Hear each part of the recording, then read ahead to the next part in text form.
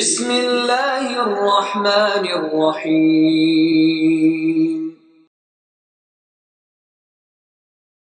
السلام علیکم ورحمۃ اللہ وبرکاتہ۔ حاضرین کرام، رسول رحمت حضرت محمد رسول اللہ صلی اللہ علیہ وسلم نے ایک بہترین فارمولہ دیا ہے۔ وہ فارمولہ ہے اللہ کی رحمت کو پانے کا۔ ہمیں سے کون یہ نہیں چاہتا کہ اللہ تبارک و تعالیٰ کی رحمت ہم پر ہو، اللہ ہم پر رحم کرے؟ کون نہیں چاہتا؟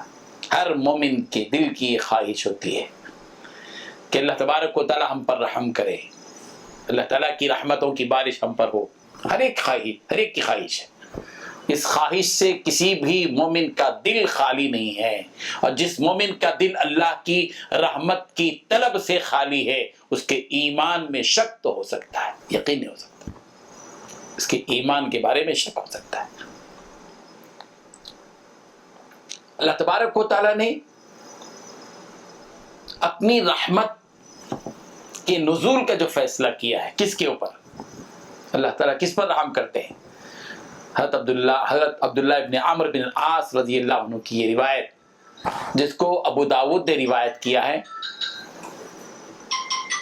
کہ نبی کریم حضرت محمد رسول اللہ صلی اللہ علیہ وسلم نے ارشاد فرمایا، الرحمون یرحمہم اللہ تعالی، رحم کرنے والے، آپس میں ایک دوسرے پر رحم کرنے والے، یرحمہم اللہ تعالی، اللہ تبارک و تعالی ایسے لوگوں پر رحم کرتے ہیں۔ ارحموا من فی الارض یرحمکم من فی السماء، اے لوگو تم زمین والوں پر رحم کرو، آسمان والا تم پر رحم کرے گا۔ تم زمین والوں پر رحم کرو۔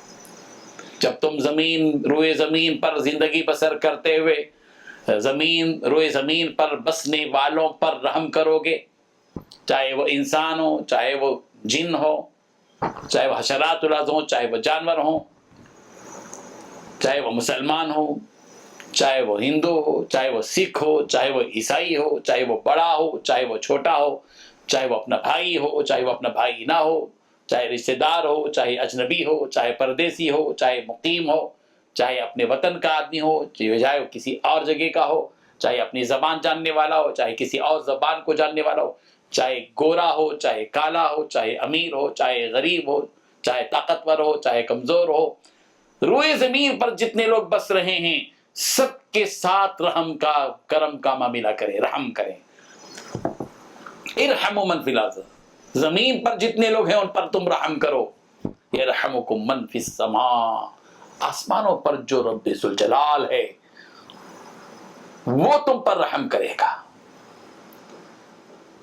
اس کا مطلب یہ ہے کہ اگر اللہ تبارک و تعالیٰ کی رحمت کو پانا ہے تو ایک ہی فارمولہ ہے کہ روئے زمین پر ایک دوسرے پر رحم کرو، چلتے ہوئے، پھرتے ہوئے، سفر میں، حضر میں، گھر کے باہر کی زندگی میں، بچوں پر رحم، بیوی پر رحم، دوستوں پر رحم، پڑوسیوں پر رحم، مہمانوں پر رحم، یتیموں پر رحم، مسکینوں پر رحم، محتاجوں پر رحم، مسافروں پر رحم، بیواؤں پر رحم، مقروضوں پر رحم، تنگ دستوں پر رحم، فاقہ کشوں کے اوپر پر رحم، سب کے اوپر رحم کی نگاہ سے دیکھو، رحم کرو ایک دوسرے پر۔ جب تم رحم کرو گے تو اللہ تبارک و تعالیٰ کی رحمت تمہارے اوپر آئے گی۔